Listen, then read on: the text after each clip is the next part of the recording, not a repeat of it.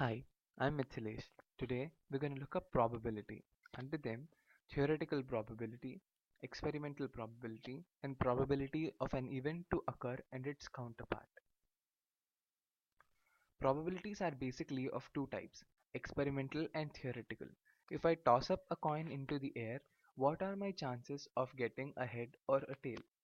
These changes I can observe theoretically, but whereas tossing a coin for 1,000 times becomes a little impractical but possible.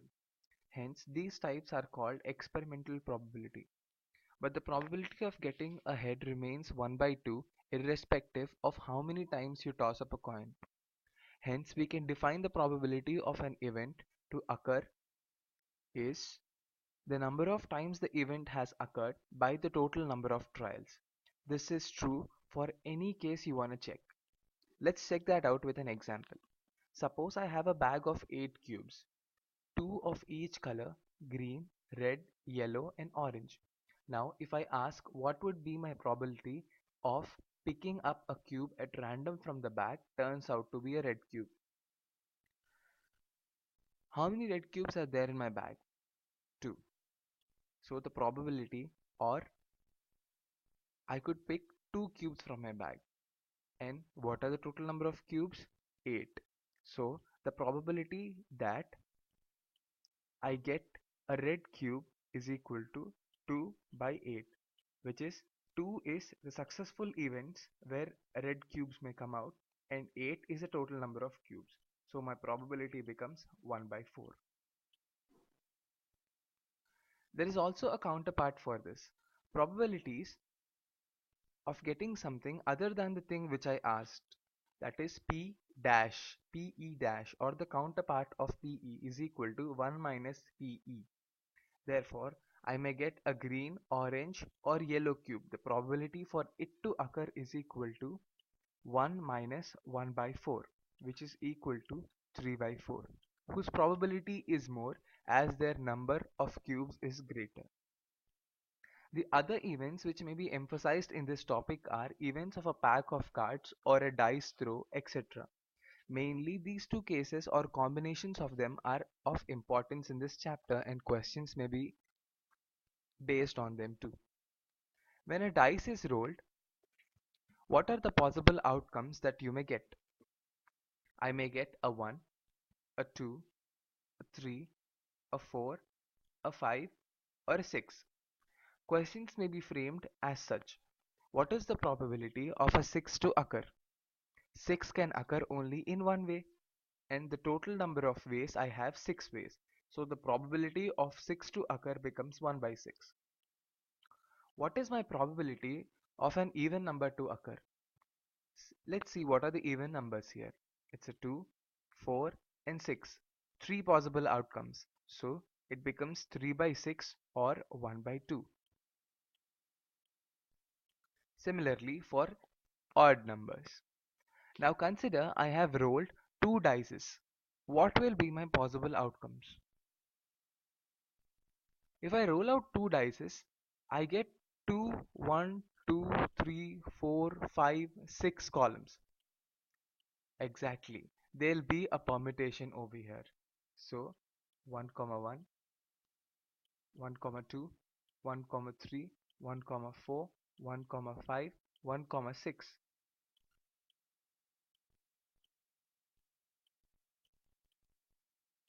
Similarly, 2, 1, 2, 2, 2, 3, 2, 4, 2, 5 and 2, 6.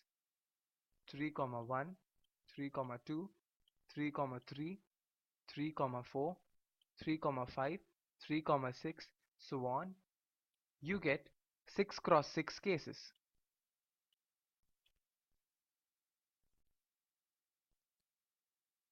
While coming back to a deck of a cards, it consists of 4 suits of 13 cards each. Hearts, spades, clubs and diamonds.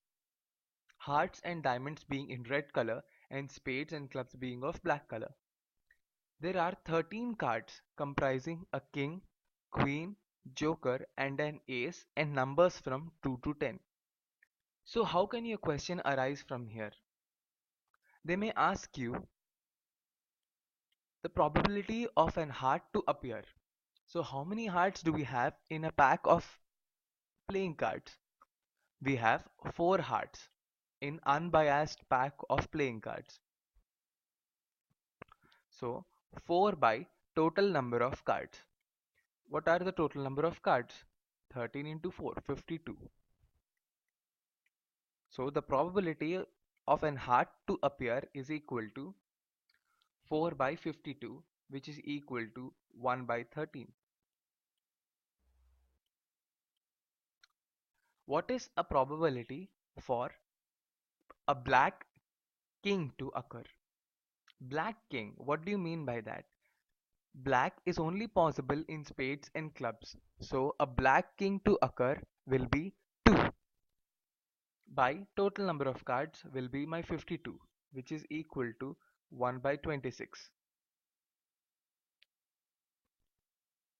What is the possibility that an other card except for a king, queen, joker or an ace to occur? This seems quite interesting.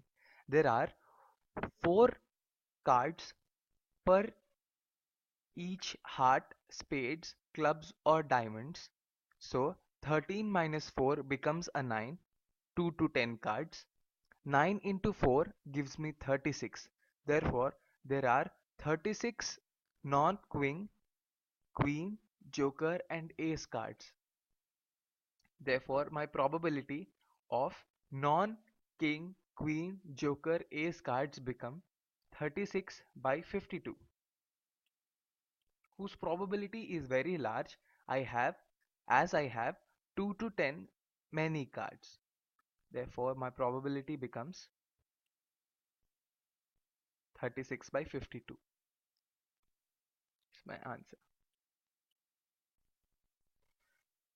Any number of questions can be asked on this topic with regarding to various things and relations. Try understanding the question first rather blindly attempting the problem. Let's see an example.